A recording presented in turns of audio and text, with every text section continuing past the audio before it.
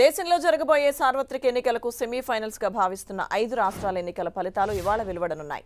నేతల తలరాతను భవితవ్యాన్ని డిసైడ్ చేస్తూ ఈవీఎంలలో నిక్షిప్తమైన ఓట్లను లెక్కించేందుకు సర్వం సిద్ధమైంది. జాతీయ రాజకీయాలకు దిశానిర్దేశం చేసే ఉత్తరప్రదేశ్తో పాటు పంజాబ్, ఉత్తరాఖండ్, గోవా, మణిపూర్ రాష్ట్రాల భవితవ్యం కాసేపట్లో తేలనుంది. 5 రాష్ట్రాల్లో దాదాపు 1200 కౌంటింగ్ కేంద్రాల్లో ఓట్ల లెక్కింపు జరగనుంది. ఇందుకోసం పటిష్ట ఏర్పాట్లు చేసింది కేంద్ర ఎన్నికల సంఘం. 5 రాష్ట్రాలు, 690 నియోజకవర్గాలు, 6944 మంది అభ్యర్థులు. ఈ మెగా సెమీఫైనల్స్లో విజేతలెవరు? ఎగ్జిట్ పోల్స్ అంచనాలు నిజమవుతాయా? 4 రాష్ట్రాల్లో బీజేపీ అధికారాన్ని నిలబెట్టుకుంటుందా? ఉత్తరప్రదేశ్లో యోగి చరిత్ర తిరగరాయిపోతున్నారా? వరుసగా రెండోసారి అధికారంలోకి వచ్చి చరిత్ర సృష్టిస్తారా? యూపీలో మోదీ యోగి మ్యాజిక్ పనిచేసిందా? యూపీలో కులాల సమీకరణాలు ఎలాంటి ఫలితాలను ఇవ్వబోతున్నాయి? పంజాబ్లో మిగతా పార్టీలను ఊడ్చేస్తూ ఆప్ జెండా పాతబోతోందా? కేజ్రీవాల్ ప్రస్థానం ఢిల్లీ నుంచి పంజాబ్ వైపు సాగబోతోందా? ఉత్తరాఖండ్, మణిపూర్, గోవాల్లో హోరాహోరీ తప్పదా? ఇలాంటి ప్రశ్నలన్నింటికీ కాసేపట్లో సమాధానం రానుంది. అత్యధికంగా 403 అసెంబ్లీ స్థానాలున్న ఉత్తరప్రదేశ్ రాష్ట్రంలోనే 750కి పైగా కౌంటింగ్ కేంద్రాలున్నాయి. ఓట్ల లెక్కింపు ప్రక్రియ కోసం ఈ రాష్ట్రాల్లో 50,000 మందికి పైగా అధికారులను, 671 మంది కౌంటింగ్ పరిశీలకులు, 130 మంది పోలీస్ పరిశీలకులు, 10 మంది స్పెషల్ పరిశీలకుల్ని నియమించారు. కోవిడ్ వ్యాక్సిన్ తీసుకున్నప్పటికీ కరోనా లక్షణాలు కలిగిన వారిని ఎవరిని కౌంటింగ్ కేంద్రాల్లోకి అనుమతించారు. తొలుత బ్యాలెట్ ఓట్లను లెక్కిస్తారు. లెక్కింపు ప్రారంభమయ్యాక కొన్ని గంటల్లోనే ఫలితాలపై ప్రాథమిక అంచనాలు వెలువడతాయి. ఇంకా సాయంత్రం లేదా రాత్రికల్లా 5 రాష్ట్రాల ఎన్నికల పూర్తి ఫలితాలు రానున్నాయి. 5 రాష్ట్రాల్లో అసెంబ్లీ ఎన్నికలు ఫిబ్రవరి 10 నుంచి మార్చి 7 మధ్య 7 విడతల్లో జరిగాయి. ఓట్ల లెక్కింపు జరగడానికి ఒక్కరోజు ముందు ఉత్తరప్రదేశ్లో పలు కీలక పరిణామాలు చోటు చేసుకున్నాయి. 3 అధికారులను ఎన్నికల విధుల నుంచి తప్పిస్తూ ఎన్నికల కమిషన్ నిర్ణయం తీసుకుంది. ఈవీఎంల తరలింపు ప్రక్రియపై అభ్యంతరం తెలుపుతూ సమాజ్వాదీ పార్టీ ఆరోపణలు చేసిన నేపథ్యంలో ఈ మేరకు చర్యలు చేపట్టింది. ఆ 3 స్థానంలో కొత్త అధికారులను నియమించింది. ఈవీఎంల తరలింపులో నిర్లక్ష్యంగా వ్యవహరించారనే కారణంతో వారణాసి జిల్లా నోడల్ ఆఫీసర్గా ఉన్న జిల్లా అదనపు మ్యాజిస్ట్రేట్ నళినీకాంత్ సింగ్ను సస్పెండ్ చేస్తూ ఎన్నికల సంఘం ఆదేశాలు ఇచ్చింది.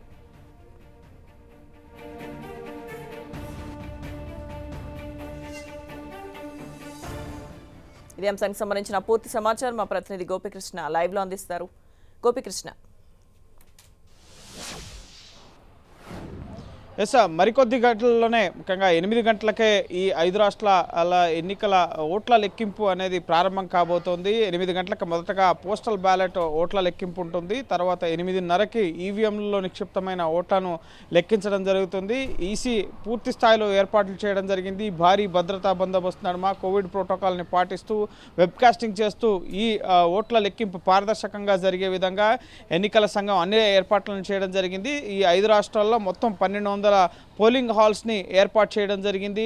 అలాగే 50,000 మంది పోలింగ్ సిబ్బంది, ముఖ్యంగా కౌంటింగ్ సిబ్బంది ఈ ఓట్లను లెక్కించబోతున్నారు. అలాగే పరిశీలకులను కూడా ముమ్మరంగా మోహరించడం జరిగింది. ఈ ఓట్ల లెక్కింపుకు సంబంధించి ఎటువంటి అవకతవకలు జరగకుండా ఉండేందుకు 671 మంది కౌంటింగ్ పరిశీలకుల్ని ఏర్పాటు చేయడం జరిగింది. అలాగే 130 మంది పోలీస్ పరిశీలకులు, అలాగే 10 మంది ప్రత్యేక పరిశీలకుల్ని ఏర్పాటు చేయడం జరిగింది. ముఖ్యంగా యూపీ, అలాగే పంజాబ్, ఉత్తరాఖండ్, గోవా, మణిపూర్ ఈ 5 రాష్ట్రాలకి కూడా ఫిబ్రవరి 10 నుంచి సుమారు నెల రోజుల పాటు 7 విడతల్లో, ముఖ్యంగా యూపీ 7 విడతల్లో అసెంబ్లీ ఎన్నికలు జరిగాయి. 403 అసెంబ్లీ స్థానాలు. ఇక్కడ 202 మ్యాజిక్ ఫిగర్ ఎవరైతే చేజిక్కించుకుంటారో ఆ పార్టీ ఇక్కడ ప్రభుత్వాన్ని ఏర్పాటు చేయబోతోంది. ముఖ్యంగా ఇక్కడ బీజేపీ, ఎస్పీ మధ్య ప్రధాన పోటీ ఉంది. కాంగ్రెస్, అలాగే బీఎస్పీ ఇతర పక్షాలు అంతగా ప్రభావితం చూపబోవు అని చెప్పి ఇప్పటికే ఎగ్జిట్ పోల్స్ అంచనాలు వెలువరించిన పరిస్థితి. అలాగే పంజాబ్లో 117 స్థానాలకి, ముఖ్యంగా 59 అసెంబ్లీ స్థానాలు ఎవరైతే చేజిక్కించుకుంటారో వారు అక్కడ ప్రభుత్వాన్ని ఏర్పాటు చేసే అవకాశం ఉంది. ఇక్కడ కూడా ముఖ్యంగా కాంగ్రెస్, అలాగే ఆమ్ ఆద్మీ పార్టీ మధ్య ప్రధాన పోటీ నెలకొంది. ఆప్ ప్రభుత్వాన్ని ఏర్పాటు చేస్తుంది అని చెప్పి ఎగ్జిట్ పోల్ అంచనాలు ఉన్నాయి. అలాగే బీజేపీ, అలాగే శిరోమణి అకాలీదళ్, కొత్తగా పార్టీ ఏర్పాటు చేసిన కెప్టెన్ అమరీందర్ సింగ్ వీరంతగా ప్రభావాన్ని చూపబోరు అని చెప్పి అంచనాలు. అలాగే ఇటు ఉత్తరాఖండ్లో 70 అసెంబ్లీ స్థానాలకి 36 అసెంబ్లీ స్థానాలు ఎవరైతే చేజిక్కించుకుంటారో వారు అక్కడ ప్రభుత్వాన్ని ఏర్పాటు చేసే అవకాశం ఉంది. ఇక్కడ ఉత్తరాఖండ్ ప్రధానంగా కాంగ్రెస్, బీజేపీ మధ్య హోరాహోరీ పోరు ఉంటుందని చెప్పి అంచనాలు. ప్రస్తుతం అక్కడ బీజేపీ ప్రభుత్వం ఉంది. ఒకవేళ వరుసగా ఈసారి కూడా బీజేపీ అక్కడ ప్రభుత్వాన్ని ఏర్పాటు చేసినట్లయితే కనుక ఉత్తరాఖండ్ రాష్ట్ర ఏర్పాటు నుంచి వరుసగా 2 సార్లు ముఖ్యంగా ప్రభుత్వాన్ని ఏర్పాటు చేసిన పార్టీగా బీజేపీ చరిత్ర సృష్టించబోతోంది. ఇక మణిపూర్లో 60 అసెంబ్లీ స్థానాలు ఉన్నాయి. ఇక్కడ ఎవరైతే 31 స్థానాలను విజయం సాధిస్తారో వారు అక్కడ ప్రభుత్వాన్ని ఏర్పాటు చేసే అవకాశం ఉంది. బీజేపీ ఇలాగే ఇతర మిత్రపక్షాలు ఇక్కడ ప్రభుత్వాన్ని ఏర్పాటు చేస్తాయని చెప్పి ఎగ్జిట్ పోల్స్ అంచనాలు, అలాగే కాంగ్రెస్ కూడా గట్టి పోటీ ఇస్తుందని చెప్పి అంచనాలు ఉన్నాయి. అలాగే గోవాలో కూడా 40 అసెంబ్లీ స్థానాలు ఉన్నాయి. ఇక్కడ 21 స్థానాలు ఎవరైతే గెలుపొందుతారో అక్కడ ప్రభుత్వాన్ని ఏర్పాటు చేసే అవకాశం ఉంది. ఈ రెండు ముఖ్యంగా ఉత్తరాఖండ్ అలాగే గోవా ఈ రెండు రాష్ట్రాల్లో బీజేపీ అలాగే కాంగ్రెస్ మధ్య హోరాహోరీ పోరుంటుందన్న నేపథ్యంలో ఇప్పటికే క్యాంప్ రాజకీయాలు కూడా ప్రారంభమైపోయిన పరిస్థితి ఉంది. సో పూర్తిగా ఎన్నికల సంఘం అయితే ఈ ఓట్ల లెక్కింపుకు సంబంధించి అన్ని రకాల ఏర్పాట్లను కూడా చేయడం జరిగింది. మొదట పోస్టల్ బ్యాలెట్స్, అలాగే 8:30కి ఈవీఎంస్ కౌంటింగ్ అనేది ప్రారంభమవుతుంది. గోపి, అయితే కీలకంగా చూసుకుంటే కనుక యూపీలో కులాల సమీకరణాలు ఏ విధంగా ఉండే అవకాశం ఉంది? మరోవైపు ఎగ్జిట్ పోల్స్ అసలు నిజమయ్యే అవకాశాలు ఎంతవరకు కనిపిస్తున్నాయి? అంటే హోరాహోరీగా పోరు ఉన్న నేపథ్యంలో కూడా మొత్తం అసలు భవితవ్యం ఏ విధంగా ఉండే అవకాశం ఉంది? అంటే మీ అనాలిసిస్ ఏంటి? ఎస్, యూపీ ఎన్నికల పైన ఈ ఎన్నికల ఫలితాలు అనేవి 2024 సార్వత్రిక ఎన్నికలకి పైన కూడా ప్రభావితం చూపుతాయి. దేశవ్యాప్తంగా కూడా రాజకీయాల్లో ఈ 5 రాష్ట్రాల అసెంబ్లీ ఎన్నికలు ఒక మార్పును తీసుకొస్తాయని అయితే ముఖ్యంగా చర్చ జరుగుతుంది రాజకీయ వర్గాల్లో కూడా, దేశవ్యాప్తంగా కూడా. అయితే యూపీలో ప్రధానంగా అక్కడ యోగి ఆదిత్యనాథ్ ప్రభుత్వం, యోగి తొలిసారి అసెంబ్లీ నియోజకవర్గానికి కంటెస్ట్ చేశారు. ఈసారి గతంలో ఎంపీగా గెలిచి ఆ తర్వాత ఎమ్మెల్సీగా ఆయన ముఖ్యమంత్రి పదవిని అధిరోహించడం జరిగింది. సో ఇప్పుడు యూపీలో అభివృద్ధి మంత్రం ముఖ్యంగా ప్రజలకు చూపిస్తూ డబుల్ ఇంజన్ సర్కార్ అని చెప్పి ముఖ్యంగా ఎన్నికల ప్రచారాలని నిర్వహించడం జరిగింది. ప్రధాని మోడీ సుమారు 28 ర్యాలీలు నిర్వహించారు. యోగి ఆదిత్యనాథ్ అయితే సుమారు 200లకు పైగా ర్యాలీని నిర్వహించడం జరిగింది. అక్కడ ముఖ్యంగా మౌలిక వస్తువుల కల్పన, గృహ వస్తువులు, అలాగే విద్య, ఆరోగ్యం ఇటువంటి అనేక సంక్షేమ పథకాలను మరింత ముందుకు తీసుకెళ్లే దిశగా యూపీ ప్రభుత్వం పనిచేస్తోంది. ముఖ్యంగా రామాలయ నిర్మాణానికి సంబంధించిన హామీని నిలబెట్టుకోవడం జరిగింది. అలాగే గత మేనిఫెస్టోలో ఇచ్చిన అనేక హామీలు మేము నిలబెట్టుకున్నాం అన్న అంశాలతో ప్రధానంగా ప్రజల్లోకి వెళ్ళడం జరిగింది. అయితే కుల సమీకరణాలు ఇక్కడ ఖచ్చితంగా పనిచేస్తాయని చెప్పాలి. సమాజ్వాదీ పార్టీ అలాగే ఆర్ఎల్డీ ఈ రెండు కూడా దళిత మైనారిటీ వర్గాల ఓట్లను ముఖ్యంగా తమ ఖాతాలో వేసుకునేందుకు ఈ రెండు పార్టీలు కూడా కలిసి పోటీ చేయడం జరిగింది. అలాగే హిందువుల్లో ఉన్న వ్యతిరేకత కూడా తమకు ప్లస్ అవుతుందని చెప్పి ఇటు ఎస్పీ అలాగే ముఖ్యంగా ఆర్ఎల్డీ భావిస్తున్న పరిస్థితి ఉంది. ఇక బీఎస్పీ స్వతంత్రంగా పోటీ చేసింది. ఇటు కాంగ్రెస్ పార్టీ కూడా స్వతంత్రంగా పోటీ చేసిన పరిస్థితి ఉంది. సో ఓట్ షేర్ ఎంత లభిస్తుంది అన్నదే ఇక్కడ ప్రధాన అంశంగా ఉంది. సుమారు 40% పైగా బీజేపీ ఓట్ బ్యాంక్ సాధించుకున్నట్లయితే కనుక చాలా తక్కువ మెజార్టీతోనే, అంటే సుమారు 100 స్థానాల్లో ఎస్పీ అభ్యర్థులకి బీజేపీ అభ్యర్థులకు మధ్య సుమారు 1000 ఓట్ల తేడాతోనే చాలా స్థానాలు బీజేపీ గెలుపొందుతుంది అన్న అంచనాలు కూడా ఉన్నాయి. సో ఖచ్చితంగా కుల సమీకరణాలు అలాగే ఓట్ బ్యాంక్ చీలిపోవడం ఇటువంటి అనేక అంశాలు ఈ ఎన్నికలపైన ముఖ్యంగా బీజేపీ గెలుపు అవకాశాలపైన ప్రభావితం చూపించబోతున్నాయి. గోపి, ఒకవేళ అంటే కుల సమీకరణాలతో పాటుగా ఒకవేళ కనుక ఎగ్జిట్ పోల్స్ ఫలితాలే కనుక నిజమైతే మీరు ఇప్పటివరకు చెప్పినట్టుగా యూపీలో బీజేపీ విజయానికి రామాలయ నిర్మాణంతో పాటు పలు అంశాలు కారణంగా తీసుకోవచ్చు అంటారా? ప్రధాన కారణాలు ఏమై ఉండే అవకాశం ఉందంటారు ఒకవేళ ఎగ్జిట్ పోల్స్ అంచనాలు కనుక నిజమైతే? ఎస్, ఎగ్జిట్ పోల్ అంచనాలు ముఖ్యంగా 240 వరకు కూడా బీజేపీ విజయం సాధిస్తుంది అని చెప్పి మెజార్టీ ఎగ్జిట్ పోల్స్ అన్నీ కూడా పోల్ ఆఫ్ పోల్స్ ఇచ్చిన సర్వేల ప్రకారం వెల్లడైంది. 240 వరకు బీజేపీ రీచ్ అవుతాయి. అయితే గతంతో పోల్చుకుంటే సుమారు 90 స్థానాలు తక్కువ. సో చాలా వరకు ఓట్ బ్యాంక్ చీలిపోవడం, అలాగే ముఖ్యంగా ఏ పార్టీకి ఆ పార్టీ స్వతంత్రంగా పోటీ చేయడం. గతంలో కాంగ్రెస్ అలాగే ఎస్పీ కలిసి పోటీ చేసిన పరిస్థితి, ఇప్పుడు ఇండివిజువల్గా పోటీ చేసిన పరిస్థితి ఉంది. సో ఖచ్చితంగా చాలా అంశాలు బీజేపీకి పైన ప్రభావితం చూపించే అంశాలు ఉన్నాయి. ఈసారి ముఖ్యంగా కోవిడ్ వ్యాక్సినేషన్ కానీ, అలాగే కోవిడ్ పరిస్థితులను సమర్థవంతంగా ఎదుర్కోవడం కానీ, ఉచిత రేషన్ ఇవ్వడం, ఇటువంటి అనేక కేంద్ర ప్రభుత్వ పథకాలు ముఖ్యంగా మోడీ అలాగే యోగి ఇద్దరు ఫేస్ల మీదుగానే ఎలక్షన్స్ జరగడం జరిగింది. అనేక మంది అభ్యర్థులను కూడా ఎక్కడైతే పార్టీకి వ్యతిరేకత వస్తుందని చెప్పి భావించారో వారందరినీ కూడా మారుస్తూ ఈ ఎన్నికలకి యోగి వెళ్ళడం జరిగింది. కాబట్టి సో ఖచ్చితంగా ఈ వీటన్నిటిని దృష్టిలో ఉంచుకునే ఎగ్జిట్ పోల్స్ అంచనాలు బీజేపీ గెలుస్తుంది అన్న ఒక అంచనాలను ఇవ్వడం జరిగింది. సో ఇటు ఎస్పీ అలాగే బీఎస్పీ కాంగ్రెస్ అంతగా బలం పుంజుకోలేకపోవడం, ముఖ్యంగా వ్యవసాయ చట్టాలకు వ్యతిరేకంగా కానీ, అలాగే అక్కడున్న దళితులపై దాడులు కానీ, మైనార్టీలపై దాడులు కానీ, నిరుద్యోగం అంశం కానీ, ధరల పెరుగుదల అంశం కానీ వీటిని ప్రజల్లోకి అంతగా తీసుకెళ్లలేకపోయాయి అన్న ఒక ఉద్దేశంతో కూడా ఎగ్జిట్ పోల్ అంచనాలు బీజేపీకి అనుకూలంగా ఇచ్చారు. అయితే ఎంతవరకు ఎగ్జిట్ పోల్స్ అంచనాలు నిజమవుతాయి, ఎగ్జాక్ట్ పోల్స్గా మారుతాయి, ముఖ్యంగా 10 గంటల వరకు ఒక మ్యాజిక్ ఫిగర్ ముఖ్యంగా ఈ ట్రెండ్స్ అనేవి తెలిసే అవకాశం ఉంటుంది. ఏ పార్టీ లీడింగ్లో ఉంది, ఎన్ని స్థానాల్లో ముఖ్యంగా ముందంజలో బీజేపీ ఉండబోతుంది అనేది 10 గంటల వరకు ఒక స్పష్టత వచ్చే అవకాశం కనిపిస్తుంది. సో ఖచ్చితంగా ఈ ఎన్నికల ఫలితాలు అనేవి దేశ రాజకీయాలపైన కూడా ప్రభావితాన్ని చూపించే అవకాశం ఉంది. తదుపరి వచ్చే ముఖ్యంగా జూలైలో వచ్చే రాష్ట్రపతి ఎన్నికలు కానీ, ఆ తదుపరి వచ్చే ఉపరాష్ట్రపతి ఎన్నికలకు సంబంధించి కానీ, ఇటు ఫెడరల్ ఫ్రంట్స్ అంటూ స్థానిక ప్రాంతీయ పార్టీలు చేస్తున్న బీజేపీ వ్యతిరేక కూటమి ఏర్పాటు ప్రయత్నాలకు సంబంధించి కానీ, సో వీటన్నిటిపైన కూడా ఈ యూపీ సహా మిగతా 4 రాష్ట్రాల ఎన్నికల ఫలితాల ప్రభావం అనేది ఖచ్చితంగా ఉంటుంది.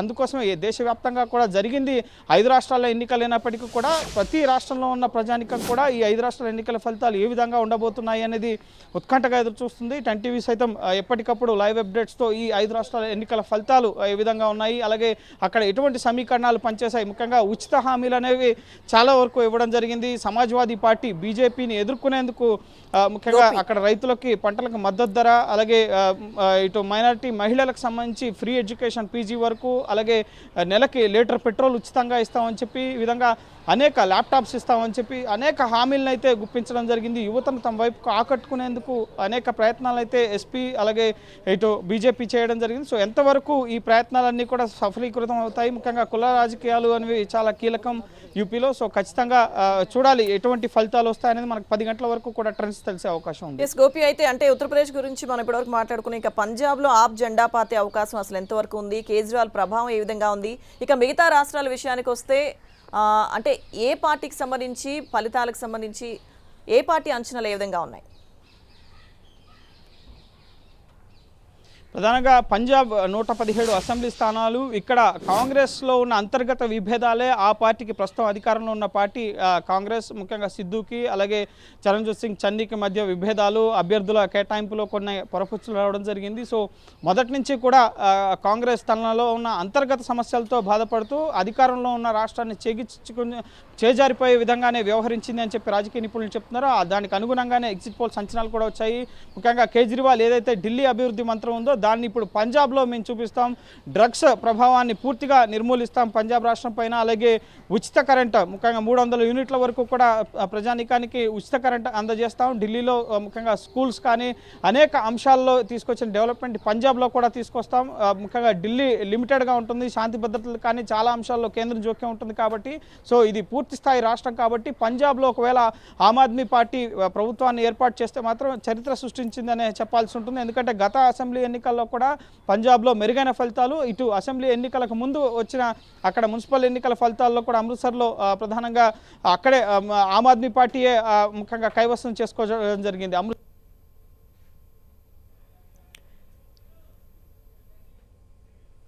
Thank you Gopi. ముఖ్యంగా exit polls right Gopi, thank you. ఇక దేశమంతా ఎదురు చూస్తున్న టైం రానే వచ్చింది. 5 రాష్ట్రాల ఎన్నికల ఫలితాల విడుదలకు కౌంట్డౌన్ స్టార్ట్ అయింది. ఉత్తరప్రదేశ్, పంజాబ్, ఉత్తరాఖండ్, గోవా, మణిపూర్ శాసనసభ ఎన్నికల ఫలితాల ప్రక్రియ కాసేపట్లో ప్రారంభం కానుంది. బాక్సులో దాగిన అభ్యర్థుల భవితవ్యం తేలిపోయే సమయం వచ్చేసింది. నరాలు తెగే ఉత్కంఠకు మరికొన్ని గంటల్లో తెరపడబోతోంది. రాబోయే సార్వత్రిక ఎన్నికలకు సెమీఫైనల్స్గా భావిస్తున్న ఈ ఎన్నికల ఫలితాల్లో ఒక్కో నిమిషం గడుస్తున్న కొద్దీ అభ్యర్థుల గుండెల్లో గంటలు మోగుతున్నాయి. ఎగ్జిట్ పోల్స్ అంచనాలు నిజమవుతాయా, లేదంటే ఓటర్ షాక్ ఇచ్చాడా అన్న టెన్షన్ మొదలైంది. ఉదయం 8 గంటల నుంచి కౌంటింగ్ ప్రారంభం కానుంది. ఇందుకు సంబంధించి అన్ని రాష్ట్రాల్లోనూ ఏర్పాట్లు పూర్తయ్యాయి. ఏ రాష్ట్రంలో ఎవరిది ఆధిపత్యం అన్న దానిపై మధ్యాహ్నానికి క్లారిటీ వచ్చే అవకాశం ఉంది. అయితే అందరి కళ్ళు దేశంలోని అతిపెద్ద రాష్ట్రమైన ఉత్తరప్రదేశ్ మీదే ఉన్నప్పటికీ పంజాబ్, ఉత్తరాఖండ్, గోవా, మణిపూర్ ఫలితాలు ఏ విధంగా ఉండబోతున్నాయి, ఏ పార్టీకి ప్రజలు పట్టం కట్టబోతున్నారు, ఎవరికి షాక్ ఇవ్వబోతున్నారనే దానిపై ఉత్కంఠ నెలకొంది. అధికారంలో ఉన్న బీజేపీ రాష్ట్రాల్లో తన పట్టు నిలబెట్టుకుంటుందా, లేదంటే ప్రతిపక్షం అధికారంలోకి వస్తుందా అని ప్రజలు ఎదురు చూస్తుంటే ఎగ్జిట్ పోల్స్ అంచనాలు నిజమవుతాయా లేక తారుమారవుతాయా అని అన్ని పార్టీల అభ్యర్థులు టెన్షన్ పడుతున్నారు. 2024లో జరిగే లోక్సభ ఎన్నికలకు ఈ 5 రాష్ట్రాల ఫలితాలను సెమీఫైనల్గా భావిస్తుండటంతో ఇవాల్టి రిజల్ట్స్ ప్రాముఖ్యతను సంతరించుకున్నాయి. ఇక ఈ ఫలితాలు ఆయా రాష్ట్రాల ముఖ్యమంత్రులనే కాదు, ఈ ఏడాదిలో జరిగే రాష్ట్రపతి ఎన్నికల్లోనూ కీలక పాత్ర పోషించనున్నాయి. రాష్ట్రపతి రామ్నాథ్ కోవింద్ పదవీకాలం జూలై 24తో ముగియనుంది. దీంతో కొత్త రాష్ట్రపతి అభ్యర్థిని ఎంపిక చేయాల్సి ఉంది. ఇందులో అతిపెద్ద రాష్ట్రమైన యూపీ కీలక భూమిక పోషించబోతోంది. ఈ రాష్ట్రం నుంచి ఎన్నికైన ఒక్కో ఎమ్మెల్యే ఓటు విలువ 208. జనాభా పరంగా అతిపెద్ద రాష్ట్రమైన యూపీ ఎమ్మెల్యే ఓటు విలువ దేశంలోనే అత్యధికం. ఇప్పటికైతే తమ అభ్యర్థిని రాష్ట్రపతి భవన్కు పంపించడానికి అధికార బీజేపీకి ఎలాంటి ఇబ్బంది లేనప్పటికీ యూపీలో ప్రతికూల ఫలితాలు వస్తే ఆ పార్టీకి ఇబ్బందులు ఎదురయ్యే అవకాశం ఉంది. దీంతో తెలంగాణలో టీఆర్ఎస్, ఏపీలో వైసీపీ, ఒడిశాలో బిజు జనతాదళ్ రాష్ట్రపతి ఎన్నికల్లో కీలకం కానున్నాయి. ఇక ఈ 3 పార్టీలు ప్రస్తుతం ఏ కూటమిలోనూ చేరకుండా తటస్థంగా ఉన్నాయి. ఒకవేళ యూపీ ఎన్నికల్లో చేదు అనుభవం ఎదురైతే బీజేపీ ఈ పార్టీల మద్దతు కూడగట్టాల్సి ఉంటుంది. మరోవైపు మోదీ రెండోసారి అధికారంలోకి వచ్చాక అకాలీదళ్, శివసేన లాంటి మిత్రులు దూరమయ్యారు. కూటమిలో లేనప్పటికీ సన్నిహితంగా మెలిగిన కొన్ని పార్టీలు సైతం కమలం పార్టీని దూరం పెట్టాయి. ఈ పరిస్థితుల్లో ఎన్డీఏ తన అభ్యర్థిని రాష్ట్రపతిగా నెగ్గించుకోవాలంటే మిత్రపక్షాలతో పాటు సన్నిహితంగా మెలిగే పార్టీలను కలుపుకోవడం ముఖ్యం.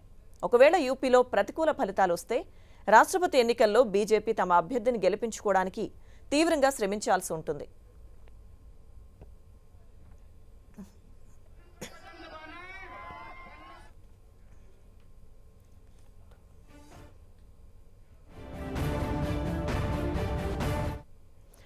హే బిడ్డ, ఇది నా అడ్డ. ఇప్పుడు ఈ డైలాగ్ యూపీలో మార్మోగిపోతోంది. దేశంలోని అతిపెద్ద రాష్ట్రమైన ఉత్తరప్రదేశ్లో వార్ వన్ సైడ్ అయినట్లు ఇప్పటికే ఎగ్జిట్ పోల్స్లో తేలిపోయింది.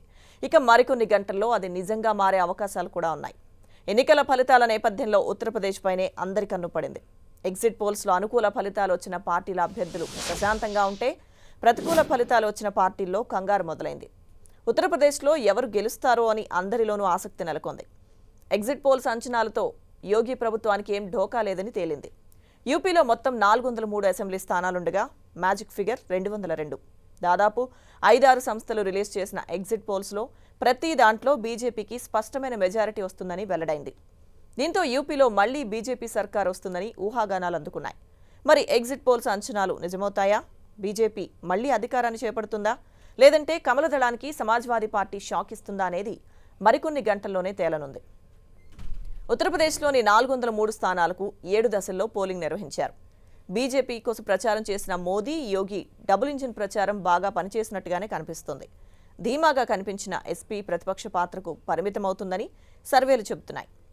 ఇండియా టుడే సర్వే ప్రకారం బీజేపీకి 288 నుంచి 326 సీట్లు వస్తాయి. ఎస్పీ 71 నుంచి 101 మధ్య ఆగిపోతుంది. ఇక బీఎస్పీకి 3 నుంచి 9, కాంగ్రెస్కు 1 నుంచి 3 సీట్లు వస్తాయి. ఏబీపీ సి ఓటర్ అయితే బీజేపీకి 228 నుంచి 244 సీట్ల వరకు రావచ్చని అంచనా వేస్తోంది. ఇక ఎస్పీకి 132 నుంచి 148 సీట్లు వస్తాయి. బీఎస్పీకి 13 నుంచి 21, కాంగ్రెస్కు 4 నుంచి 8 స్థానాలు రావచ్చు. జన్ కీ బాత్ అయితే బీజేపీ 222 నుంచి 260 స్థానాలు గెలుస్తుందని చెబుతోంది. ఎస్పీ 135 నుంచి 165 స్థానాలతో సరిపెట్టుకుంటుంది. ఇక బీఎస్పీకి 4 నుంచి 9, కాంగ్రెస్కు 1 నుంచి 3 సీట్లు మాత్రమే వస్తాయి. రిపబ్లిక్ పీమార్క్ సర్వే ప్రకారం బీజేపీ 240 చోట్ల విజయం సాధిస్తుంది. సమాజ్వాదీ పార్టీ 140 చోట్ల నెగ్గుతుంది. ఇక బీఎస్పీ 17, కాంగ్రెస్ 4 స్థానాలు గెలుచుకుంటాయి. ఇక టైమ్స్ నౌ ప్రకారం బీజేపీ 225 స్థానాలు గెలుచుకుంటుంది. ఎస్పీకి 151, బీఎస్పీకి 14 సీట్లు రావచ్చు. కాంగ్రెస్కి 9 సీట్లు రావచ్చని చెబుతోంది. దాదాపు అన్ని సర్వేలు దేశంలోని అతిపెద్దదైన యూపీలో గెలుపు బీజేపీదే అని తేల్చడం ఆ పార్టీకి ఊరటనిచ్చింది. ఇక 2017 యూపీ అసెంబ్లీ ఎన్నికల ఫలితాలు చూసుకుంటే అప్పుడు ఎగ్జిట్ పోల్స్ అంచనాలు వేయలేకపోయాయి. ఎస్పీ, కాంగ్రెస్ కూటమి, బీఎస్పీ మధ్య త్రికోణ పోటీ ఉంటుందని చాలామంది ఊహించారు. తుది ఫలితాల్లో మాత్రం మొత్తం 403 స్థానాలకు గాను బీజేపీ 312 చోట్ల విజయం సాధించి అధికారాన్ని అలవోకగా లాగేసుకుంది. ప్రధాన ప్రతిపక్షమైన సమాజ్వాదీ పార్టీ 47 స్థానాలతో సరిపెట్టుకుంది. ఇక బీఎస్పీ 19 చోట్ల, కాంగ్రెస్ 7 చోట్ల పాగా వేయగా ఇతరులు 18 స్థానాల్లో గెలుపొందారు. గత ఎన్నికల్లో బీజేపీ 39.67% ఓట్లు సాధించగా బీఎస్పీ 22.23%, ఎస్పీ 21.82% ఓట్లు రాబట్టాయి. హస్తం పార్టీ ఓట్ షేరింగ్ మాత్రం 6.28% ఉంది.